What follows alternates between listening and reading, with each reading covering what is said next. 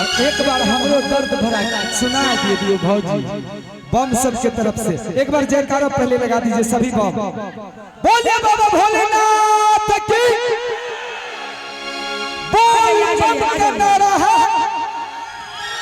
बाबा एक सहारा है, इतना दूर से है फिर भी भूला जाता है। और ताली बजा कोई नहीं कहना क्या कि तोहरे भरोसे भोला बाबा कांवर उठ लिया हो, भोला बाबा कांवर उठ लिया हो कि भोला बाबा आशीर्वाद जी गया हमारो सब तुझई है।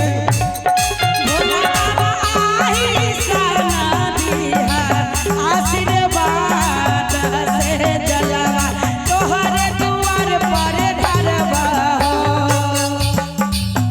तोहरे भरोसे भोले बाबा कांवर उठ लिया, भोले बाबा कांवर उठ लिया कि भोले बाबा आशीर्वाद जीन दिया हमारो सवरिया।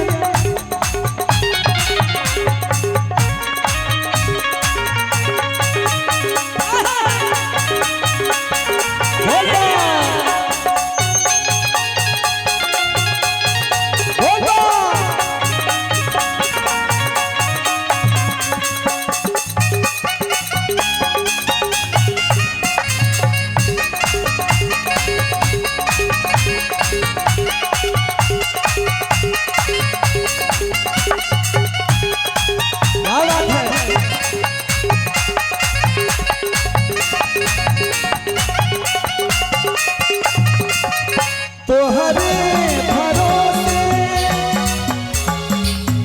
तोहरे भरोसे भोले बाबा जलवा उठ लिया, भोला बाबा जलवा उठ लिया हो कि भोला बाबा आई सन दिया आशीर्वाद जीन दिया हमारे। भोला बाबा आई सन दिया आशीर्वाद दीन दिया हमारो सवरिया जय है हो।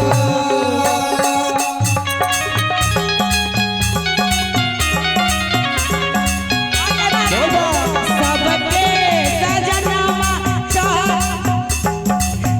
सबके सजनवा चढ़ै हाथी घोड़ा पलकी रे जान रे जान हाथी घोड़ा पलकी रे जान रे जान रे जान रे जान गौरी के सजनवा ससबर दिए रे जान रे जान गौरी के सजनवा ससबर दिए रे जान। सबके सजना सबके सजनवा चढ़ै हाथी घोड़ा पलकी रे जान रे जान हाथी घोड़ा पलकी रे जान रे जान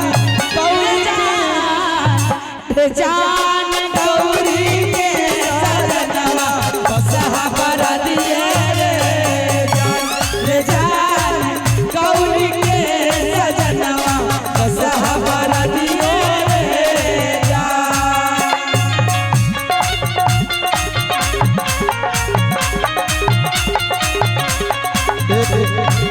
सभी बंदी का आशीर्वाद लीजिए भैया भैया दिलीप। लेकिन हम चाहेंगे कि बम लोग का नीचे झूमना है, ठीक है, क्योंकि सारे बम अगर ऊपर आ जाएंगे तो थोड़ा सा सिस्टम अस्त हो जाता है। इसलिए आइए और मोर भंगिया को मनाना है। आइए एक प्यारा सा फरमाइश था बहुत देर पहले से, मोर भंगिया के मनाई गई और ये भजन हमको लगता है कि शिविर में अभी तक किसी ने गाया नहीं और कोशिश करते हैं हम अपने देवर हो जाए। आइए मोर भंगिया के मनाई गई हो भैरवनाथ।